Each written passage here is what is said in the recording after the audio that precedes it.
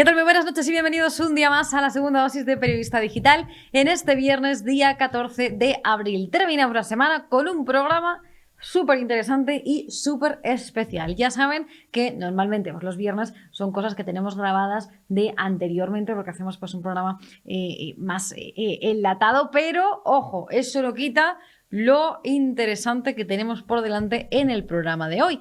Como siempre ya saben que lo que no puede faltar es el repaso de nuestro director, Alfonso Rojo. ¿Para qué sirven los despachos del Congreso? La respuesta razonable es que sirven para que los diputados elegidos en las urnas preparen sus intervenciones, estudien las propuestas de ley y organicen su trabajo. Eso es lo que cualquier alma cándida diría, pero te fijas un poco, te acuerdas del socialista Fuentes Curbelo, alias Tito Berni, y la respuesta que te sale es muy diferente. Sirven para hacer dinero, a espuertas y sin pegar un palo al agua. La ignominia no es de ahora. Ni siquiera el entorno con señoritas de vida alegre y políticos en calzoncillos es algo novedoso. En la historia del PSOE hay antecedentes a porrón y entre ellos destaca el de Roldán, aquel director general de la Benemérita que mangó hasta los fondos de los huérfanos de la Guardia Civil. Los Roldán de antes y los Berni de ahora son un fenómeno común de la política socialista española.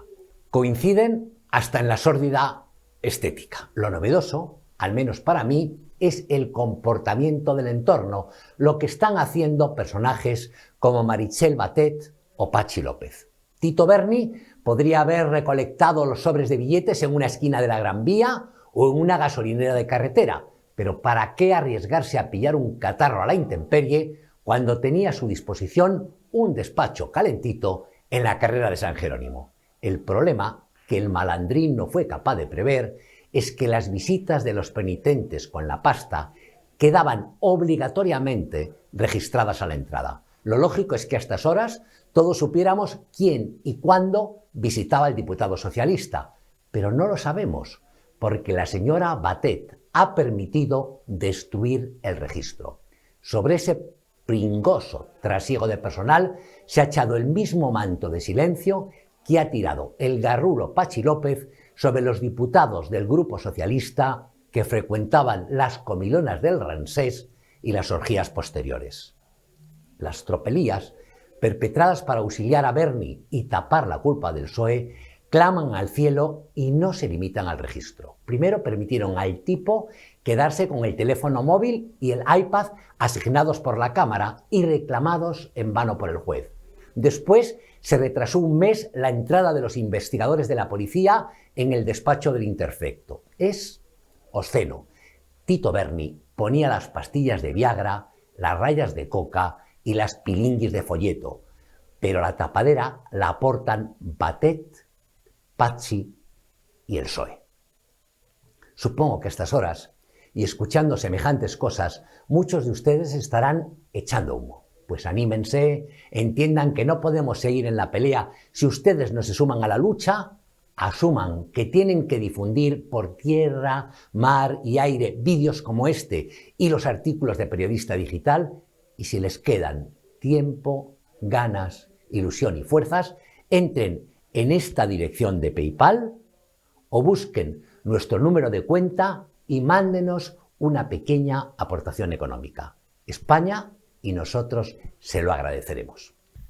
Alfonso Rojo, además de su repaso diario, evidentemente, que hace en este programa, ha estado hablando esta semana con Bieito Rubido, ya saben, el director del periódico El Debate, de toda la actualidad de España y de las perspectivas que hay para las próximas elecciones autonómicas y municipales y también las previstas en diciembre, las generales. Lo vemos.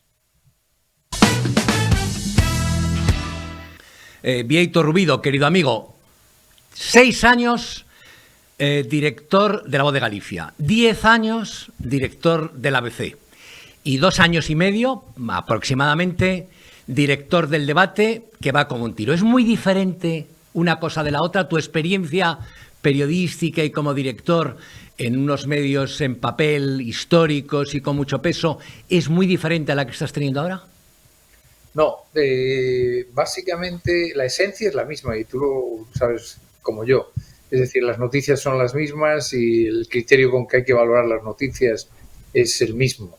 Aquí lo único que cambia son metodologías técnicas, pero es como cuando yo he trabajado en la radio, yo he trabajado en la televisión y he trabajado en prensa escrita y cada una tiene unas adaptaciones, pero en líneas generales para mí personalmente esencialmente es lo mismo. Tiene algunas ventajas esto, que es que por ejemplo puedes saber en tiempo real lo que está funcionando. Te ayuda mucho a la hora de tomar decisiones, saber qué es lo que más se lee, lo que más le gusta a la gente. A veces en la prensa escrita pues teníamos sobrevalorados algunos columnistas que ahora que podemos medirlos sabemos que no se leían tanto y al revés, ¿no? Contenidos que crees que no van a tener éxito, pues tiene mucho éxito. Una de las grandes virtudes de Internet es que lo mide todo y eso ayuda mucho, por ponerte una diferencia sustancial. Ahora, la buena noticia que es, imagínate, dimite Pedro Sánchez, eso es imbatible, esté en donde esté, ¿no?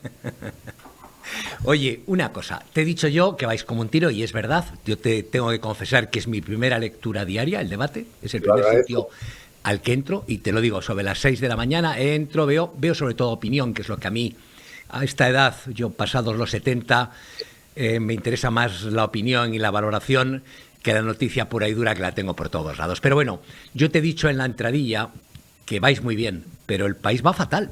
Te he escuchado hoy mismo en la radio y tanto tu diagnóstico, no todos los que estáis, pero el tuyo y el mío también, es que este país va al desagüe. Sí, vamos a ver, yo creo que la gente no es consciente, la opinión pública no es consciente del desmontaje que este gobierno ha ido haciendo del Estado de Derecho. Ahora mismo el Estado de Derecho, que es fundamental en una democracia, está cogido por alfileres. Es decir, cuando tú desmontas el delito de malversación, cuando haces redactas un nuevo código penal por la puerta de atrás, desaparece el delito de sedición, el de malversación, vas creando una serie de leyes que hacen que si mañana, imagínate, si quisieras repetir lo del 17, lo del octubre del 2017, el Estado, ni los jueces, ni las fuerzas de orden público tienen la herramienta legal, aplicando el Estado de Derecho, para actuar. Es decir, si mañana de verdad le echaran un par de narices los de Esquerra Republicana, o Puigdemont, te pongo un ejemplo, ponte en este supuesto, Puigdemont mañana viene, se pone ante el juez de Arena y dice, vengo aquí a pagar lo que debo ahí y tal, ¿cuánto debo? Tanto dinero, lo paga, se va a Barcelona y les dice, oye, aquello que os dije de proclamar a la República, ya la proclamamos. No puede hacer nada, porque este señor ha desmontado absolutamente el Estado de Derecho. Lo está desmontando, lo que se llama la coacción positiva de la ley. La violencia positiva, que así se llama, por todos los estudiosos del derecho, de la violencia positiva que se le otorga al Estado para defender al conjunto de los ciudadanos de los minoritarios como el señor Puigdemont o como el señor Otegi.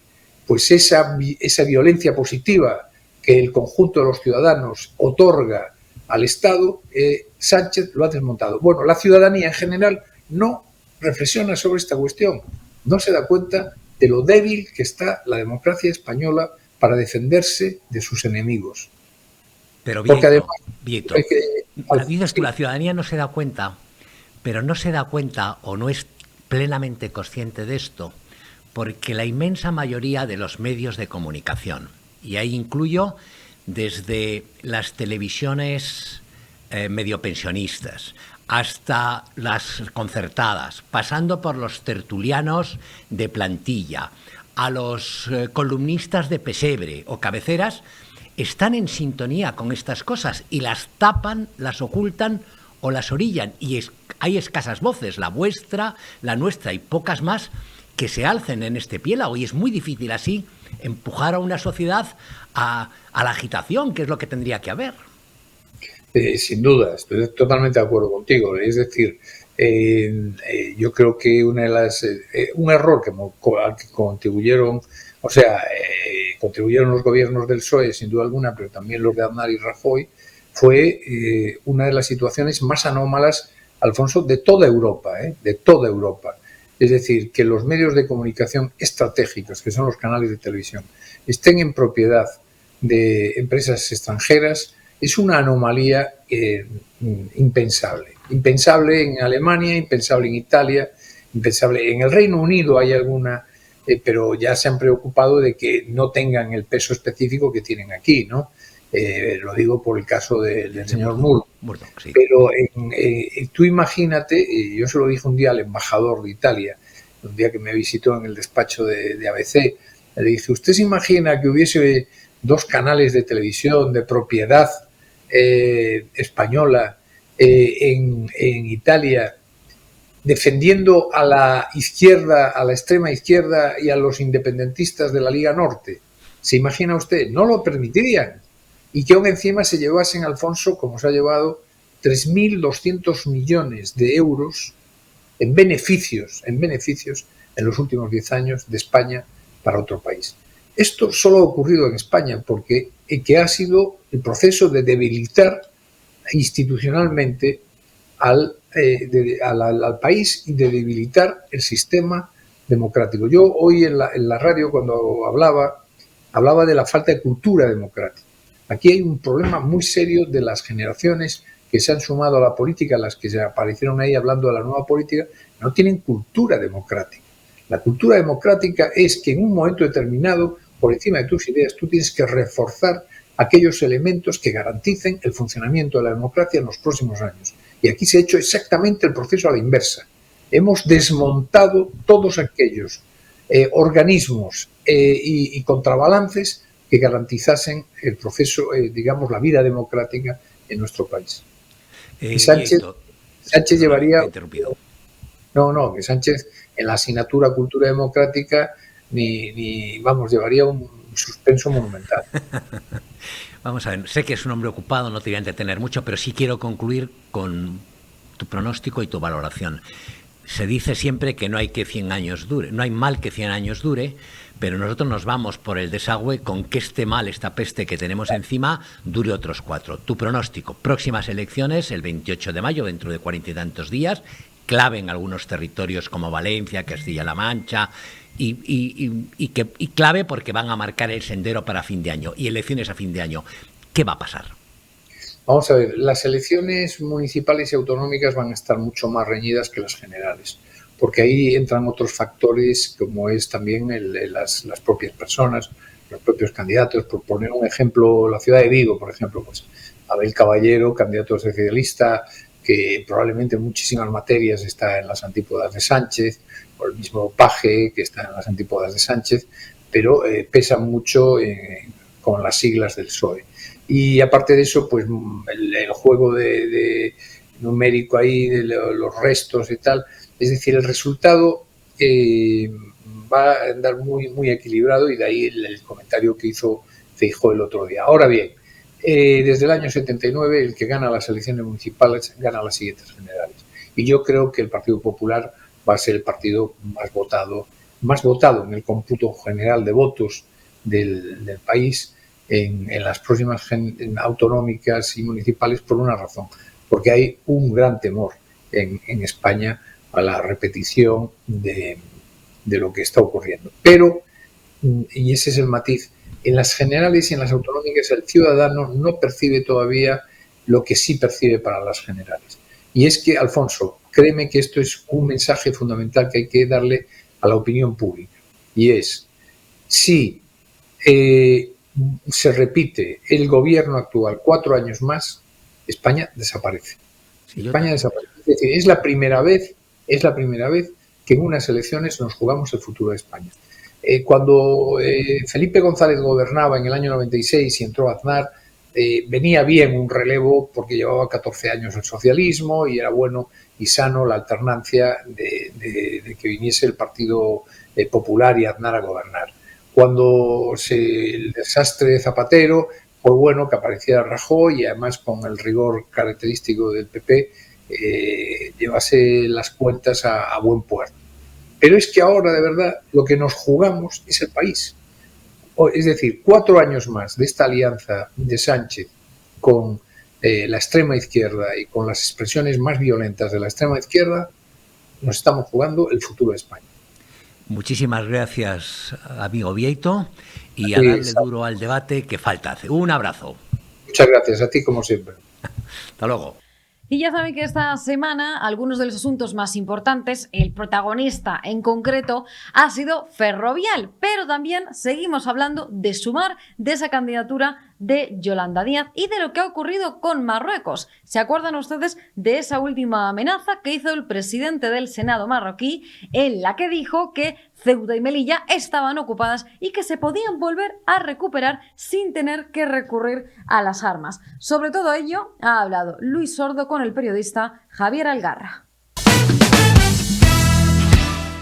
Javier Algarra, muy buenas. Muchísimas gracias por estar aquí. ¿Qué tal? Muy buenas, ¿cómo estáis?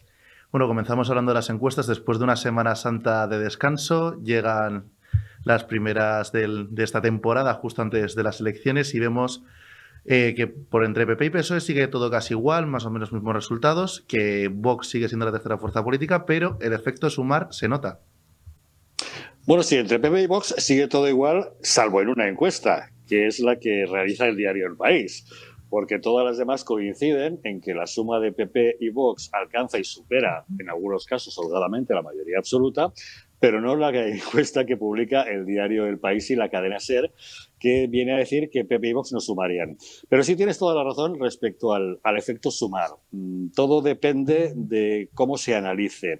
En algún caso se ha analizado qué pasaría si se presentaran juntos Podemos y Sumar, o si se presentan por separado. Y coinciden esas encuestas en que sería más efectivo para ambas formaciones presentarse conjuntamente. Por separado se produce un efecto de división de la izquierda que resta un poco las expectativas, con lo cual deberíamos preguntarnos, ¿cometió un error Pedro Sánchez a la hora de apoyar a Yolanda Díaz para tratar de colonizar ese espacio a la izquierda del PSOE, quizá en un intento de quitarse de encima a los de Podemos y controlar a Yolanda? Eso no lo veremos hasta que lleguen las elecciones generales. Bueno, hemos visto, como tú bien comentabas, ese apoyo de Pedro Sánchez a Yolanda Díaz. Parece que se está centrando más en buscar ya los socios antes que intentar ganar por sí solo, ¿no? Bueno, me da la impresión de que en Moncloa, por mucho que se vanaglorien de la gestión que están llevando a cabo, son conscientes de que la popularidad de Pedro Sánchez no está en su mejor momento. Han sido ya demasiadas leyes muy controvertidas, la última más reciente, la del sí es sí, y su última reforma, la ley de bienestar animal, la ley trans, las subidas de impuestos constantes, los diversos escándalos, toda una serie de cuestiones que hacen entender a Pedro Sánchez que no está en su mejor momento electoral, con lo cual más le vale ir buscando los apoyos que a lo largo de la historia le han servido siempre para mantenerse como un auténtico equilibrista político que es él. Llegó al poder a través de una moción de censura, no tuvo mayoría absoluta, pero consiguió pactar con toda la calderilla que había en el Congreso de los Diputados, con lo mejor de cada casa, lo que han llamado el acuerdo Frankenstein de investidura. Y a lo largo de los tiempos, en cada votación que ha necesitado apoyo, aunque sus socios más cercanos, en este caso Podemos, no le dieran su apoyo y sus votos, sí conseguía in extremis conseguirlos de otros. Me imagino que en este momento está tratando de hacer lo mismo, seguir abusando de su calificación de equilibrista político para ir buscando posibles apoyos que en algún caso le permitirán volver a optar a una investidura a presidente del gobierno. Bueno, es evidente que Pedro Sánchez tiene mucho arte en regular, igual que todo su gobierno, y lo hemos visto esta semana con Ferrovial, ¿no? Después de esos mensajes de antipatriotas que estaban por el mal camino, ahora ya primero deciden pedirle que expliquen a sus accionistas dicen que es mentira todas esas palabras que salían de su presidente a la hora de moverse para Países Bajos. Y ahora ya intentan negociar con ellos, recular otra vez al final, porque se han visto que no se están saliendo con la suya, ¿no? Yo creo que no podemos decir tanto que sea recular. Ellos siguen presionando para tratar de impedir que se vayan. Vamos a ver. El gobierno de Pedro Sánchez castiga y pone palos en las ruedas a los empresarios. Y encima se permite el lujo de hacer ataques ad hominem, insultando personalmente, con nombres y apellidos a cada uno de ellos. Lo hemos visto al menos en 3 ocasiones de 3 empresas distintas. Tanto en el caso de Inditex, como el de Mercadona, como en el caso de Rafael del Pino en Ferrovial. Con lo cual parece hasta razonable el presidente Ferrovial opte primero por llevarse la sede social de su empresa a Países Bajos y después, incluso tras los ataques personales, en plantearse el irse personalmente, también fiscalmente, a Holanda. ¿Qué pasa? Que el gobierno sabe que eso es la peor propaganda que puede obtener, el hecho de que todo el mundo y hasta Europa esté viendo que pone en fuga a los empresarios, que son los que generan la riqueza de un país. Por eso están tratando ahora por todos los medios de pedir que lo reconsideren, de hacerle pensar, bueno, si explica usted eso a sus accionistas, a ver de qué manera lo entienden, pero yo creo que ya es un poco tarde para tratar de buscar parches para esta herida. La herida la ha provocado el gobierno. Pone en serias dificultades a los empresarios, les ataca directamente y eso es lo peor que un gobierno puede hacer en su propio país. Bueno, otro de los temas que también están en la mesa del gobierno actualmente es la ley del CSI. Bueno, la reforma de la ley del CSI. Parece que un mes después sigue sin haber acuerdo, Podemos sigue en las suyas y cada vez está más abierto ese canal entre los dos partidos de la coalición, ¿no? La verdad es que este ha sido un auténtico escollo en el que han chocado PSOE y Podemos, que pone de manifiesto en primer lugar la soberbia de Irene Montero, que se ha negado a reconocer sus errores, la gran chapuza legislativa que ha llevado a cabo. Con su ley pretendidamente feminista lo que ha conseguido es poner a los violadores en libertad. Casi 800 agresores sexuales se han visto beneficiados por la reducción de condenas, casi 80 han conseguido ya la excarcelación y, lógicamente, el Partido Socialista se ha dado cuenta de que eso puede suponer una sangría de votos en las próximas elecciones, con lo cual trata de minimizar el daño mediante esta reforma. Pero la soberbia de Irene Montero le impide aceptarlo, de ahí que Podemos haya presentado estas 9 enmiendas en las que no aceptaba la propuesta del PSOE de volver de facto a lo que era la ley anterior y que viene a ser la creación de un subtipo de delito que es agresión agravada por violencia e intimidación. Eso no lo acepta Podemos, que no quiere que eso sea un subtipo, quiere que la violencia y la intimidación sean en todo caso agravantes, pero que no cambie la definición del delito, que quiere que se defina estrictamente por la falta de consentimiento. Irene Montero se ha encastillado en el tema del consentimiento, que es el que da nombre a esa palabra, a esa frase del solo sí es sí, para tratar de salirse con la suya. ¿Qué ha ocurrido? Que el Partido Socialista, lógicamente, no acepta esas enmiendas y acabará requiriendo el apoyo del Partido Popular para aprobar la reforma. Y, lógicamente, el Partido Popular le tendrá que dar ese apoyo porque es lo único sensato, poner fin a esa barbaridad de legislación que ha sacado adelante el Consejo de Ministros. Bueno, y por si ya tuviera pocos problemas de por sí el gobierno, se le suma el que conocimos ayer del Senado marroquí, en el que dicen que quieren recuperar las ocupadas, digo entre comillas, porque son palabras textuales del senador, la cuarta persona que más manda en ese país, las ocupadas Ceuta y Melilla. Y nadie ha salido todavía a dar explicaciones. Claro, si te fijas ahí encontramos dos incongruencias. Primero, recuperar. Solamente se puede recuperar algo que previamente haya sido tuyo, cosa que no es el caso. Ceuta y Melilla son plazas españolas desde mucho antes de que existiera Marruecos como país. Y ocupadas, de ocupación, nada. Ceuta y Melilla son españolas. Afortunadamente, la ministra de Defensa, Margarita Robles, salió contundentemente en defensa de la españolidad de Ceuta y Melilla y dijo: Ceuta y Melilla son tan españolas como Teruel, como Zamora o como Salamanca. Y tiene toda la razón, y eso hay que reconocerlo. Pero ¿qué pasa? Nos encontramos ante una nueva presión por parte de Marruecos. En este caso, por la cuarta autoridad, por el presidente del Senado marroquí, pero ya estamos viendo que desde que se produjo el hackeo del teléfono de Pedro Sánchez, presumiblemente por parte de los servicios de inteligencia marroquíes, la entrega de la soberanía del Sáhara Occidental al gobierno de Rabat, sin dar explicaciones, en un cambio unilateral por parte de Pedro Sánchez, nos estamos encontrando con que nuestro presidente es débil en la defensa de los intereses nacionales. ¿Y qué es lo que está haciendo Marruecos en este momento? Una vuelta más de tuerca, volver a presionar, igual que presiona habitualmente abriendo el grifo de la inmigración o con conflictos en soberanía de aguas pesqueras o cosas por el estilo. Ahora, una vez más, trata de reivindicar esa soberanía que en absoluto le corresponde sobre Ceuta y Melilla en un intento de ver dónde está la fortaleza del gobierno español.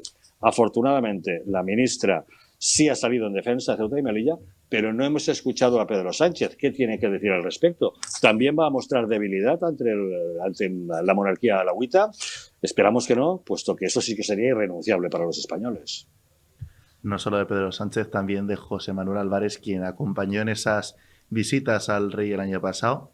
Y era la pregunta que iba a hacer, pero ya me la ha respondido. Por último queda el tema que más polémica innecesaria, por decir de alguna manera, ha generado este país en el día de ayer, que es la vuelta del Rey a las regatas de San Xenxo y, en consecuencia, a España. ¿Por qué este revuelo de la izquierda? ¿Es una cortina de humo para tapar todos estos problemas que hemos comentado previamente? El rey Juan Carlos es un hombre libre, independiente, que no tiene ninguna cuenta con la justicia. Puede, por tanto, ir donde le plazca. Puede residir en el país que quiera, puede visitar España, que es su país, cada vez que le apetezca. Y el único tema, en todo caso, es que en Casa Real deban establecer los protocolos adecuados para que no suponga un problema para la imagen de la corona. Pero yo creo que, en principio, no lo supone. El rey Juan Carlos tiene todo el derecho del mundo a ir a San Xenxo, a las regatas, igual que hizo el año pasado. Y el tema aquí es que la izquierda, en esa persecución constante a la jefatura del gobierno español, a lo que es la monarquía, a lo que es la corona española, trata de buscar enredos donde no los hay. Si realmente dejaran que Juan Carlos hiciera su vida privada como mejor le plazca, seguramente eso no plantearía ningún problema. Bueno, pues no tenemos tiempo para más. Javier Algarra, muchísimas gracias por estar aquí con nosotros. Gracias a vosotros, encantado. En todo este contexto en el que hemos visto también pues, esa transformación de pasionaria a fasionaria de Yolanda Díaz, un papel muy importante es el de Podemos. ¿En qué queda todo esto? ¿Qué va a hacer finalmente Pablo Iglesias? ¿Qué ocurrirá? ¿Habrá acuerdo con Sumar y los demás grupos? ¿No lo habrá? ¿Va a aguantar Iglesias hasta el final? Hablamos de Sumar y de otros asuntos de actualidad con el periodista Luca Constantini del diario The Objective, que ha estado charlando con mi compañero David González. El domingo de Ramos hubo un momento casi religioso cuando Yolanda Díaz decidió anunciar que por fin Sumar se convertía en realidad y que se iba a convertir en candidata a la presidencia del gobierno de España, parece ser a finales de este año 2023. Casi coincidiendo con esa unción religiosa de Yolanda Díaz, Luca Constantini, que creo que es uno de los hombres que más sabe de lo que pasa en Podemos, ha decidido publicar este libro contando un poco qué es lo que puede matar a Podemos casi, que es Yolanda Díaz. Muchas gracias, Luca, por estar una vez más con nosotros aquí en Periodista Digital. ¿Qué tal, David? Un placer, como siempre. Bueno, en este libro que yo creo que va a ayudar a conocer a la figura de Yolanda Díaz, me ha sorprendido porque cuentas que si hay una palabra que la podría definir o una sensación que la ha acompañado siempre, mejor dicho, es la de la soledad. Es una mujer que actúa siempre en solitario, ¿no? Sí, la verdad que la soledad es uno de los elementos, yo creo, en fin, más llamativos del perfil político de Yolanda Díaz. Es decir, que es algo que además, te digo, yo he ido descubriendo también en la fase de investigación de este libro. Y porque, claro, uno de los elementos interesantes de este libro es que recoge datos de una etapa, en fin, de construcción de la carrera política de Yolanda Díaz, que es anterior a la Yolanda Díaz política, ¿sabes? En fin, esa etapa, ¿no? Del instituto, de cuando somos jóvenes y ese tipo de momento, donde al fin y al cabo se forja una personalidad. Entonces, Yolanda Díaz ya desde entonces la describen personas que han estado con ellas y en esa edad como una persona muy, en fin, muy trabajadora, una chica que estudiaba mucho, también tímida, ¿no? Le gustaba la música clásica y tal.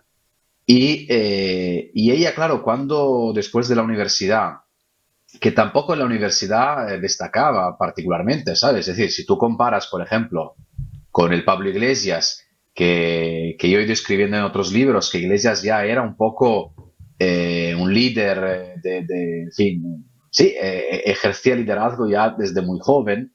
Incluso yo recuerdo personas que habían estado con él en el instituto, que recordaban que ya era muy batallero en el instituto, creo que tuvo incluso problemas con los profesores y tal.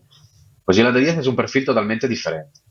Perdona la introducción así larga, pero eso para decir que ella de alguna manera siempre ha tenido cierta alergia a las organizaciones políticas. Y por eso yo hablo de soledad, de un liderazgo solitario. Ella en Izquierda Unida siempre ha ido un poco a su rollo. La han acusado varias veces en fin, de participar en operaciones para alejar a todo tipo de críticos. Ella ejerció un mando muy duro cuando estuvo en Galicia, cuando tiene el control de la organización en Izquierda Unida. Y en mi opinión es una persona que siempre ha buscado, pues, en fin, una trayectoria personal y ahora está en lo mismo, pues, con Sumar, ¿no? Por fin es su proyecto, es el proyecto suyo, es un proyecto por fin donde ella es la capitana. Luca, para los que vivimos en Madrid y los que, bueno, para la mayoría de los españoles que siguen solo la información nacional, la parte más desconocida de Yolanda, desde luego, es la parte gallega, que en tu libro, evidentemente, ocupa una parte importantísima de la biografía de Yolanda Díaz, que es sus inicios en la vida política en Galicia, en Izquierda Unida, en Ferrol.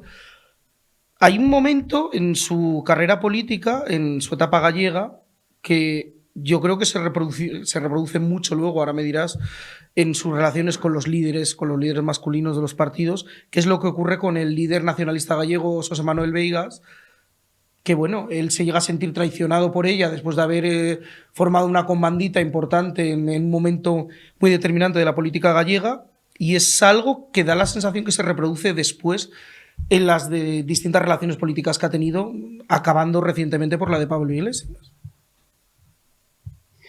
Sí, el caso de Beres es curioso porque, a ver, Beiras, claro, concluye con unas declaraciones muy fuertes cuando hay una ruptura con Yolanda Díaz. Dice, es la primera persona que me ha traicionado. Yo creo que Beiras, el enfado que tiene con Yolanda Díaz, conocemos solo el 10% del real enfado que tiene. O sea que realmente hay mucho cabreo. Porque la historia simplemente es que nada, que al fin y al cabo, pues Beiras ficha de alguna manera, se alía con Yolanda Díaz, que era la lideresa de Izquierda Unida, o sea, un partido que en Galicia históricamente cuenta bastante poco, por no decir nada, formación muy débil en general. Y claro, se alían porque Beiras entiende en el año 2010, por ahí, oye, que aquí hay una crisis, que la izquierda, que sabes que el nacionalismo llega hasta ciertos sectores de la sociedad, pero hay un sistema político en eclosión, estamos con los años de la crisis, la Unión Europea, la intervención de Grecia, está Tsipras, o sea, esto es el momento del que estamos hablando. Entonces, claro, en fin, Beiras entiende que a la izquierda hay mucha gente que se puede acercar al nacionalismo hablándole más de temas sociales que de temas, pues, identitarios o, si quieres, en fin, autonomistas y tal, o independentistas y tal. Y Yolanda Díaz entra en esta operación muy polémica porque hay mucha gente, de los comunistas gallegos de su propio partido, que están muy en contra de abrazarse, de aliarse con los nacionalistas. Yo en el libro cuento que parece ser que Yolanda Díaz también favoreció un poco el hecho de que Beiras rompiera con su bloque, ¿no?, de nacionalistas. O sea, que ella casi favorece la ruptura de los dos del nacionalismo, se acerca a este líder absolutamente carismático, un tipo que en cada meeting pues iba la gente a verle, no iban a ver a Yolanda Díaz, iban a escuchar a Beiras, iban a votar a Beiras, no a Yolanda Díaz, pero ella era el número 2, ¿no? Y claro, de repente, de la noche a la mañana, Beiras se entera de que Yolanda Díaz se había metido en las listas de Podemos para ir al Congreso en el año 2015. Entonces, claro, rebota porque dice, a ver, ¿eso qué es? ¿Sabes? Es decir, yo me he dejado medio partido del BNG, que he sido portavoz, fundador y de todo, ¿sabes? Lo he roto en dos para ir a esta nueva alianza rarísima con la izquierda, para romper el tablero político gallego y ir a gobernar en la Junta, y de repente, claro, mi aliada me traiciona. Entonces, eso es muy sonado, muy conocido en Galicia, pero es verdad que en el libro se cuentan algunas historias muy, muy llamativas. Por ejemplo, cuando Beiras se entera de eso, pues claro, empieza a chillar, por lo visto, en el Parlamento gallego, porque claro, no sabía, él se entera por la prensa y es algo que, pues, y que es una escena que reproduces en el libro, precisamente esa, cuando... Bueno, la reacción que yo creo que decías, que solo hemos sabido el 10%, yo creo que ese día sí que dejó exteriorizar el 100% del cabreo, el día que se entera por la prensa en el Parlamento gallego. Claro, yo hablo con testigos de aquella época y evidentemente todo el mundo me decía, además, oían a Beiras gritar por ahí. Además, Beiras tiene un tono de voz notable, por lo tanto, ¿sabes? Se grita Beiras, creo que le escucha medio Parlamento gallego. Y claro, ahora efectivamente parte de ese mecanismo quizás se está ocurriendo con Podemos y con Pablo Iglesias, ¿no?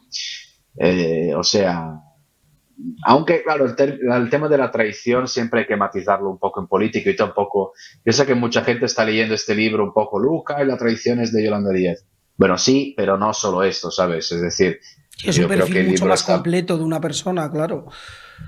Es un perfil completo Sí, de Yolanda hombre, Díaz con todas sus luces y sus sombras y evidentemente, bueno, pues hay personas que se sienten traicionadas en su biografía, pero bueno, eso me temo que a tenor de lo que se expone es inevitable. hombre, yo creo que hay traiciones objetivas, es decir, la palabra traición yo creo que se emplea correctamente en el caso, por ejemplo, de Beiras y en otros asuntos de la trayectoria política de Yolanda Díaz. Es decir, ella va escalando posiciones, efectivamente, pues dejando al lado a dirigentes importantes que la habían apoyado. Por lo tanto, eso es objetivo. Ahora bien, detrás de todo eso, claro, hay que decir que uno en la política, en fin, eso lo dice Yolanda Díaz, lo dice, claro, ya cuando rompe el primer gobierno de Ferrol, dice esto no es una cuestión personal, es una cuestión política. A ver, eso recuerda un poco, ¿no? Lo del Padrino, dice eso no es una cuestión personal, pues son negocios. En fin, la política hoy en día va por ahí. Y luego, en el caso concreto de Pablo Iglesias, yo creo que el esquema es un pelín más amplio. Es decir, ella entiende que Iglesias le está en realidad haciendo una trampa, porque cuando la nombra vicepresidenta del gobierno en su lugar, pues como, digamos, casi heredera, en realidad entiende que es que es un regalo envenenado. Entonces dice, a ver, pues si tengo que morir, voy a morir matando. Y ahora en realidad morir nada, porque su proyecto está, pues yo creo, en un momento de gran eclosión, francamente. Desde luego, además, volviendo un momento a Galicia, yo creo que hay un episodio muy oscuro y muy desconocido a nivel nacional, que es el de Ramiro Santalices, que yo creo que es, si hay algo en la trayectoria política de Yolanda Díaz que le puede en algún momento volver del pasado para morderle el presente, es precisamente esa historia tan complicada que cuentas en el libro. A mí personalmente es la que más me ha sorprendido, tanto por la historia en sí como por la reacción de Yolanda a todo lo que ocurrió. Resúmenosla un poquito. Bueno, a ver, es una historia que ocupa un capítulo del libro, eh, claro, con toda la documentación del caso. Nada, a ver, Yolanda Díaz tiene normalmente, habitualmente, un reducido grupo de personas de confianza en general. En toda su carrera política ella tiene muy pocas personas de confianza. Yo entiendo que se fía de poca gente, pero los que son de confianza son de verdad de confianza, o sea, gente sí, fieles y tal. Entonces, entre ese reducido grupo hay una persona que efectivamente, ese chico que tú acabas de nombrar, que en Ferrol, en la etapa de Ferrol, a ver, Ferrol es un municipio pequeño, Yolanda Díaz llega muy joven para intentar reflotar a Izquierda Unida, en fin, el partido, y tiene una actividad muy presente en el territorio, es decir, en la sede del partido, quiere hablar con los movimientos vecinales, o sea, es una política joven y activa, las cosas como son. Y entra en el ayuntamiento, efectivamente, a elecciones, y entra en el ayuntamiento a este pacto con el PSOE y tal. Entonces, uno de sus colaboradores más estrechos, pues, es el encargado de, en fin, la sede de Izquierda Unida en Ferrol. Y, en fin, un día algunos militantes, en fin, personas que estaban por ahí, te puedes imaginar cómo es una sede de un partido pequeño en una ciudad pequeña, quiero decir, hay una sala donde todos están ahí, en fin, hablando, luego hay otra. Por aquel entonces no todo el mundo tenía ordenadores e internet, o sea que entonces había como una sala con unos ordenadores compartidos por algunos. Entonces una persona pues se encuentra en un historial, encuentra una serie de búsquedas de material pornográfico infantil. Entonces, claro, lo primero que hace es internamente en el partido denunciarlo, y Yolanda Díaz era la responsable. Y lo que ocurre ahí es una historia muy turbia, realmente hay que leérselo bien, no es suficiente 2 minutos en una entrevista, pero pues nada, Yolanda Díaz en realidad lo que hace es, en lugar que investigar bien la cuestión, de alguna manera salva a su colaborador, y quien acaba pagando toda esta historia son las dos, tres personas que habían, en fin, visto este material, hay una mezcla, hay una serie de denuncias cruzadas, el tema acaba en la nada y los denunciantes, estos militantes que habían denunciado haber encontrado este material y que sospechaban efectivamente del colaborador de la mano derecha, mejor dicho, de Yolanda Díaz, pues acaban incluso expulsados del partido. O sea, algo muy feo, por lo que yo creo que esta gente también ha sufrido mucho en lo personal. Y claro, el caso prácticamente está apagado hasta que vuelve de la noche a la mañana con una investigación policial en el propio Parlamento de Galicia, donde pues la policía entra y, en fin, porque otra vez hay otra investigación de ese tipo de material pornográfico infantil y ven que la IP, o sea, la dirección, digamos, de Internet, remite pues al Parlamento de Galicia. Ahí otra vez, Beira se enfada otra vez, porque otra vez es esta persona, este colaborador de Yolanda Díaz. Yolanda Díaz acaba de entrar en el Congreso de los Diputados. Y Beira se enfada muchísimo porque nadie le avisa de lo ocurrido y se niega incluso a dar explicaciones a la prensa, porque dice, oye, eso es un asunto de Yolanda, que se lo resuelva ella. Y Yolanda Díaz también en esa cuestión pues tarda muchísimo en contestar hasta que finalmente pues se decide, digamos, de alejar de la militancia del partido a este colaborador, pero tarda mucho. O sea, se salva de alguna manera. Se salva porque cuando ocurre lo del Parlamento gallego está ya Podemos. Entonces, yo desvelo en este libro unos datos muy interesantes porque la militancia de Podemos, los cuadros de Podemos en Galicia se interesan muchísimo por esta historia y sospechan que Yolanda Díaz ha encubierto pues efectivamente un caso de pornografía infantil de su mano derecha que, claro, viene de lejos, viene de la etapa de Ferrol. Entonces le pide responsabilidad internamente, en unos chats y tal. Y Yolanda Díaz pide ayuda directamente a Pablo Iglesias, que entonces eran muy amigos, y Pablo Iglesias, pues claro, manda a callar efectivamente a estas voces críticas de Podemos Galicia. En ese momento, yo creo que Iglesias le salva la carrera política a Yolanda Díaz, cuidado. Y pues luego ocurre lo que estamos viendo ahora. O sea, yo creo que también estos elementos, yo creo que nos ayudan también a entender por qué el enfado de Podemos hacia Yolanda Díaz es tan feroz. No, desde luego, además es que si hay una historia que explica el papel, como bien dices, de Pablo Iglesias como valedor de Yolanda, es esta, que como bien señalas en el libro, aquí lo has explicado un poco de manera rápida porque no queda otro remedio, en el libro está perfectamente documentado y explicado, y es una historia además con mucho más de fondo. Otro elemento, otra característica de Yolanda que queda muy bien explicada en el libro es esa capacidad que ha tenido para mantenerse entre dos aguas cada vez que ha habido un conflicto en las guerras internas de Podemos y en las guerras internas del gobierno entre el PSOE y Unidas Podemos. Ha sabido mantenerse sin acabar siendo decapitada ni por un bando ni por otro. ¿Cómo lo ha hecho? Bueno, es verdad, eso es un buen apunte. De hecho, es lo que me dicen muchos que la conocen a fondo. Y es esta capacidad, ¿no? Dicen siempre de cabalgar. La imagen, la metáfora es una amazona sobre que anda, ¿no? Que sabe cabalgar de pie sobre dos caballos. O sea, siempre va, digamos, por el caballo que le conviene, ¿no? No se moja, se mantiene, digamos, neutral. En este libro, por ejemplo, explico algunos detalles interesantes sobre cómo. Claro, nosotros siempre hemos pensado que Yolanda Díaz era una pablista al 100%. Y bueno, pablista era, pero al 100% creo que nunca. O sea, que ella mantiene siempre las puertas abiertas, ella o personas de su entorno, con Íñigo Errejón. O sea, que ahora, ¿sabes? Ahora ella ha dado el giro y es aliada de Errejón. Pero ella también durante la guerra famosa de 2016-17 y tal con Errejón, bueno, en fin, es partidaria de Iglesias y tal, porque entiende que es el ganador, es inteligente, pero tampoco rompe los puentes con Íñigo Errejón. Entonces, claro, esta habilidad, ese equilibrismo, ¿no? Esa capacidad de alguna manera de mantener siempre entre dos aguas, es el elemento, claro, es un elemento de la supervivencia política.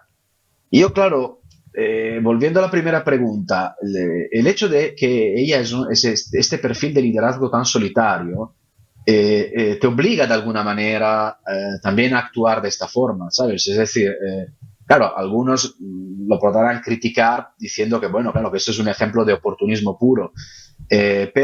Claro, eso le ha permitido sobrevivir y llegar hasta donde ha llegado, con realmente una escalada hacia el poder, pues muy destacable, muy destacable. Yolanda Díaz hace 2 o 3 años en el Congreso era una perfecta desconocida, más o menos, o sea, y Cierto. ahora fíjate dónde está. Hablamos de esos equilibrios, ahora mismo ya no hay ningún equilibrio y hay una guerra abierta. Sobre todo hay un capítulo directamente que se llama Mujer contra Mujer, de ese enfrentamiento a cara de perro que hay ahora mismo entre Irene Montero y Yolanda Díaz. Sí, eso es un capítulo, yo creo, muy interesante porque fíjate que, bueno, claro, este libro en realidad, claro, va mucho de Yolanda Díaz porque ella ha cobrado tanto protagonismo que el libro no podía que ser centrado en su figura, pero no deja de ser el cierre o por lo menos el último capítulo de la trilogía Podemita, ¿no? Tú sabes que, porque hemos hecho ya varias entrevistas, que antes de Yolanda Díaz, La seducción del poder, hay otros 2 libros que son Aquí mando yo, Historia íntima de Podemos, y Al olor del dinero, la historia verdadera de Podemos, donde, digamos, es un poco esa trayectoria, yo diría, de las aulas al gobierno, de la universidad al gobierno, ¿no? De Podemos, con todas las guerras internas y tal. Entonces, claro, la figura de Yolanda Díaz es vinculada de manera muy estrecha a la de Irene Montero, por el simple hecho de que ahora son las 2 mujeres fuertes del movimiento, del espacio político que ha dejado Pablo Iglesias. Y la guerra con Irene Montero empieza nada más a arrancar la legislatura, porque Irene Montero es la primera que entiende que Yolanda Díaz está traicionando a Podemos. Así lo interpreta y porque ve que Yolanda Díaz está manteniendo pues una agenda propia, un estilo propio, ¿no? Se habla también de su forma de vestimientas, pues de esto va, ¿sabes? Un poco desmarcarse de Podemos y claro, y sobre todo empiezan a notar que, bueno, en fin, que ella quiere formar parte de los 5 ministerios de Podemos, pero se acerca cada vez más al PSOE. Entonces ahí empieza una desconfianza que va cada vez más. Irene Montero empieza a dar la orden a sus colaboradores de empezar a imitar incluso el estilo de Yolanda Díaz. Se ha hablado mucho ¿no? del cambio estético de Yolanda Díaz y creo que no se ha hablado mucho del cambio estético de Irene Montero, pero Y de Ione los dos van Belarra, prácticamente porque hoy van veía a en Luca, paralelo, van en paralelo. yo veía hoy mismo una rueda de prensa de Ione Belarra y yo dije, se ha yolandizado en unas imágenes que he visto esta Sí, mañana. bueno, sí, yo creo que Ione Belarra se ha irenizado, es decir, primero viene Irene Montero y luego viene Ione Belarra. Hombre, también es cierto que, claro, que cuando estás en un ministerio, yo creo que hay una espiral, digamos, que te lleva La a, en púrpura, ¿no? fin, Del poder.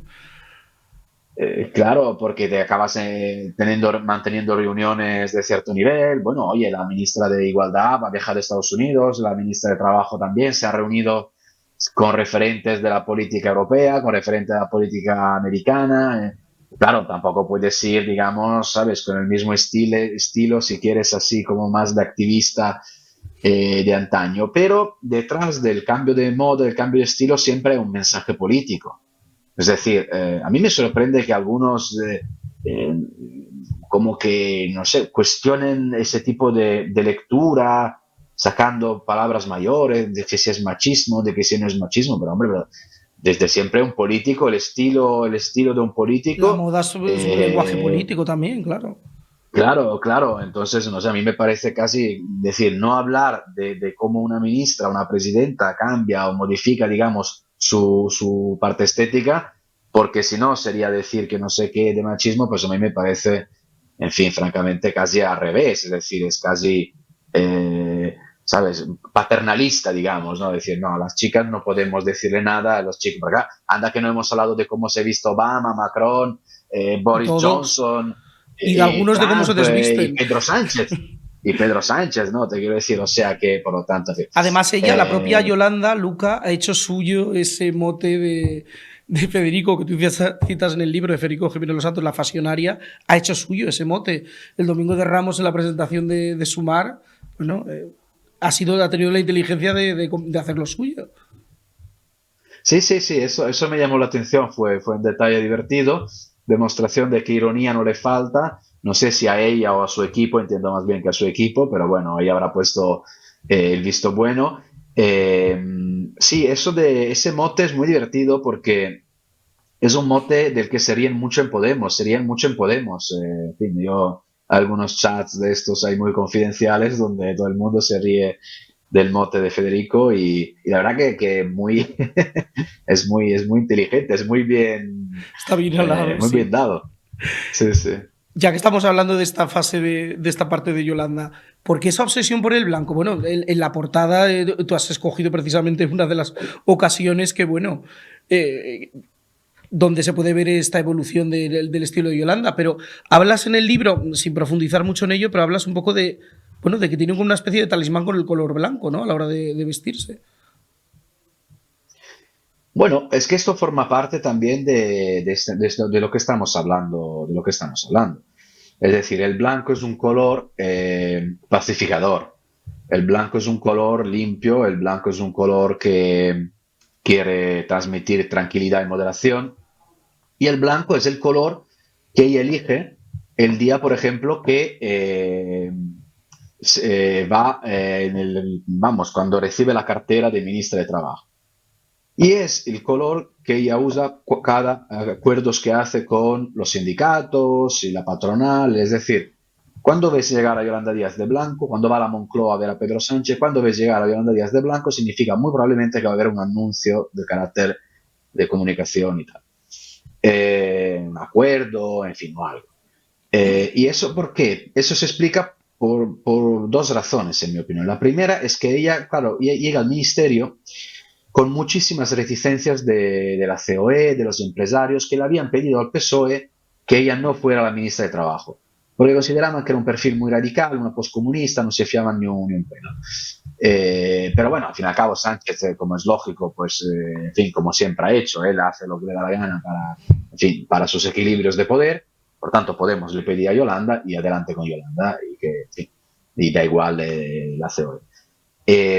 Entonces, pero claro, ella inteligentemente, nada más, digamos, ocupar el departamento de trabajo, lo que hace es decir, a ver, yo he venido aquí para hacer pactos sociales. No sé si te acuerdas, pero los primeros 2 años era prácticamente una matraca la del diálogo social, Hubo diálogo social hasta que aprobó la reforma laboral. A partir de la reforma laboral, y esto lo saben perfectamente en la COE, pues el diálogo social realmente ha saltado por los aires y tenemos los varios acuerdos, no sé, el aumento del salario mínimo interprofesional y tal, únicamente con los sindicatos. O sea, ya la COE no le interesa. Y eso también es un patrón, digamos, de estabilidad seductora de Yolanda Díaz. La estoy haciendo muy larga. El segundo elemento es, evidentemente, desmarcarse de Podemos. Y es ahí donde Irene Montero se preocupa, y creo que la segunda persona que entiende que estamos cerca de una traición es Juan Carlos Monedero, que también empieza a decir internamente, ojo, que Yolanda nos va a salir otra Carmena. Sabes que con Manuela Carmena Sí. no hay una buena relación con los de Y además Podemos, cuentas muy porque bien cómo consideran que es una fue traidora. Monedero un poco el que lo vio venir. Es cierto que cuentas la anécdota en el libro de que haces ese paralelismo entre Yolanda y Manuela, ¿cierto? Pues Luca, muchísimas gracias una vez más por tenerte aquí. Hay que decir que en este libro, como bien dices, es casi el final de una trilogía. Al final de aquella nueva política que empezó hace 10 años, como en Los Inmortales solo están quedando 2, Pedro y Yolanda. Veremos quién mata a quién mata primero a quién, y estoy seguro que nos lo contarás perfectamente como nos has contado todo lo anterior. Muchas gracias, Luca. Muchas gracias, muchas gracias. Y esto ha sido todo. Ya saben que volvemos como siempre el lunes a las 8 de la tarde, un día más en la segunda dosis de Periodista Digital. Antes, tenemos más contenidos porque también se lo anuncio todos los viernes a las 10 comienza el programa Retro Live, dirigido por maestría por mi compañero Alfon Arranz, que en esta ocasión ha estado hablando con Pedro Mari Sánchez sobre López Vázquez, Amparo Soler y Closas. Retro Live a las 10 de la noche, en apenas un ratito. Nosotros nos vemos el lunes. Disfruten el fin de semana y gracias como siempre.